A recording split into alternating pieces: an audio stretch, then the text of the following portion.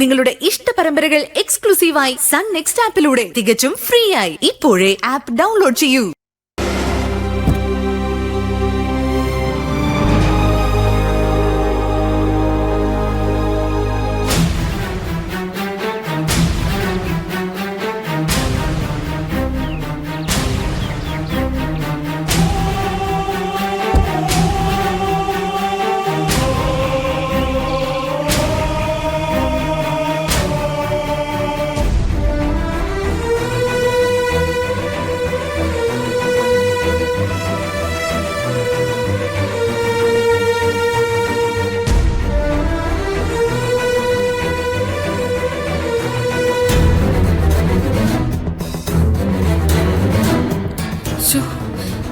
ഇനി ഞാൻ ചേച്ചിയോട് എന്ത് പറയും? പാവം, ഞാനാ ചേച്ചിക്ക് ആശ കൊടുത്തത്. എന്നിട്ടിപ്പോ ഞാൻ തന്നെ ചേച്ചിയോട് മാറ്റി പറയേണ്ട അവസ്ഥ വന്നിരിക്കുക.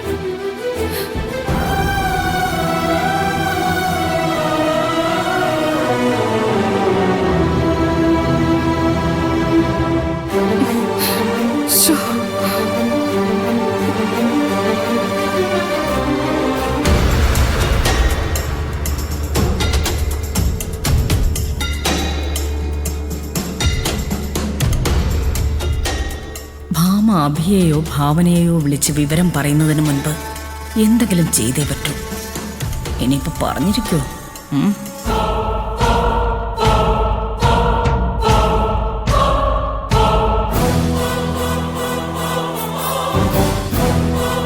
ഭാമേ,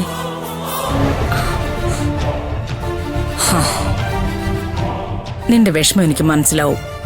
പക്ഷെ എന്ത് ചെയ്യാനൊക്കും? വിധി ഇങ്ങനൊക്കെ കാര്യങ്ങൾ മാറ്റിമറിക്കുമെന്ന് ആരെങ്കിലും അറിഞ്ഞോ? അല്ലെങ്കിലും ഇവിടെ നമുക്ക് ദൈവത്തിന് പഴി പറയാൻ പറ്റില്ലല്ലോ അമ്മ. ഇതും എനിക്ക് സന്തോഷം തരുന്ന കാര്യമല്ലേ? അബി ഇതറിയുമ്പോ എത്രമാത്രം സന്തോഷിക്കുമെന്ന് അമ്മയ്ക്ക് അറിയോ? അപ്പൊ അഭിയോട് ഇതുവരെ പറഞ്ഞിട്ടില്ല. അബി മീറ്റിംഗിൽ എന്തോ ആണ്, തിരിച്ചു വിളിക്കാന്ന് മെസ്സേജ് അയച്ചു. അമ്മേ, എനിക്ക് ചേച്ചിയെ വിളിച്ച് പറയാൻ മടി. അബിയെ കൊണ്ട് പറയിപ്പിക്കാം. ഇനിയിപ്പോ നമുക്ക് എന്ത് ചെയ്യാൻ പറ്റും? ഭാവനേച്ചിക്ക് വേണ്ടി എവിടെയോ ആരോ കാത്തിരിക്കുന്നുണ്ടാവും. അങ്ങനൊക്കെ നമുക്ക് പറയാനല്ലേ പറ്റൂ ഭാമേ. ആരെങ്കിലും തയ്യാറാവണ്ടേ? നമ്മള് ഭാവനയോട് ചെയ്യുന്നത് ചതി പോലായില്ലേ? ഇനിയിപ്പോ ജയനിർമ്മല ഇത് അറിയുമ്പോ വീണ്ടും ഭാവനയോട് ദേഷ്യം കാണിക്കാതിരുന്നാ മതി.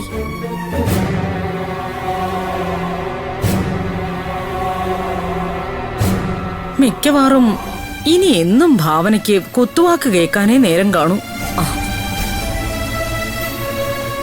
ഇനി ചിലപ്പോ സൂര്യയെ കൊണ്ട് വേറൊരു കല്യാണം കഴിപ്പിക്കാനാവും ജയനിർമ്മലയുടെ അടുത്ത തീരുമാനം. ആന്റി അങ്ങനെ തീരുമാനിച്ചാലും സൂര്യേട്ടൻ ഒരിക്കലും അങ്ങനെ ചെയ്യില്ലമ്മേ.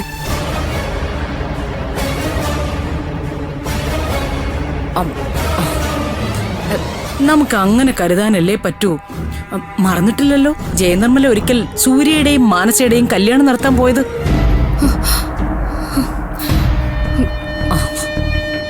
സ്വന്തം കുടുംബത്തിന്റെ നിലനിൽപ്പിന് വേണ്ടി എന്തുകൊണ്ട് ഇനിയും ജയനിർമ്മല അങ്ങനെ തീരുമാനിച്ചുകൂടാ?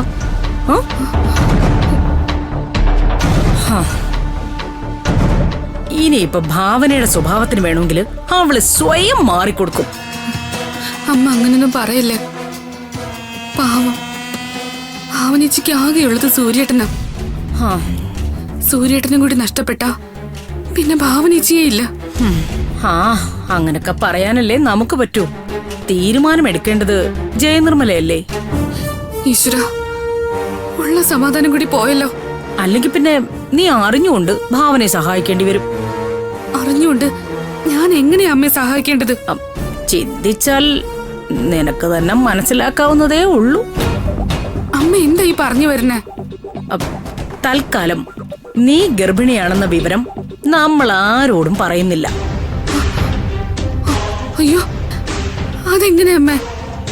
നിന്റെ വയറ്റിൽ വളരുന്ന കുഞ്ഞിനെ സൂര്യയുടെയും ഭാവനയുടെയും കുഞ്ഞാണെന്ന് നമ്മൾ വരുത്തി തീർക്കും.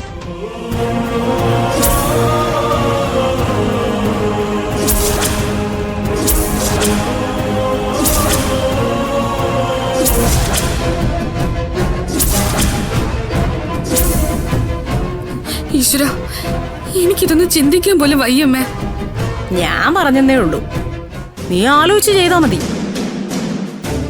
ഭാവനയുടെ അവസ്ഥ ഓർത്തിട്ടാ ഞാൻ ഇങ്ങനെ ഒരു ഐഡിയ പറഞ്ഞത്.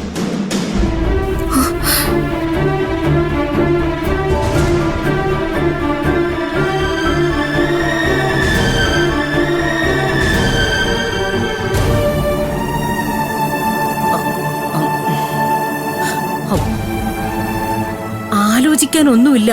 നീയും ഞാനും മാത്രം വിചാരിച്ച ആരും അറിയാതെ നമുക്ക് ഭാവനയെ സഹായിക്കാൻ പറ്റും.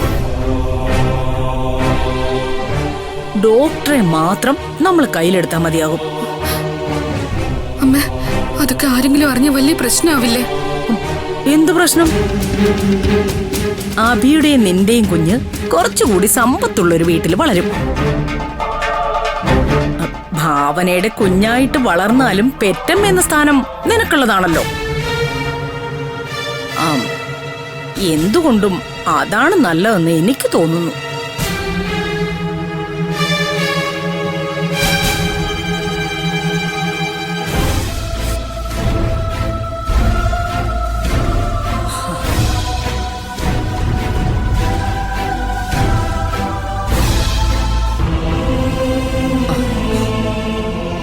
സൂര്യയുടെയും ഭാവനയുടെയും കുഞ്ഞായാലും നിങ്ങളുടെ കുഞ്ഞായാലും നിന്റെ ഉദരത്തിൽ വേണ്ടേ നീ കൊണ്ടു നടക്കാൻ?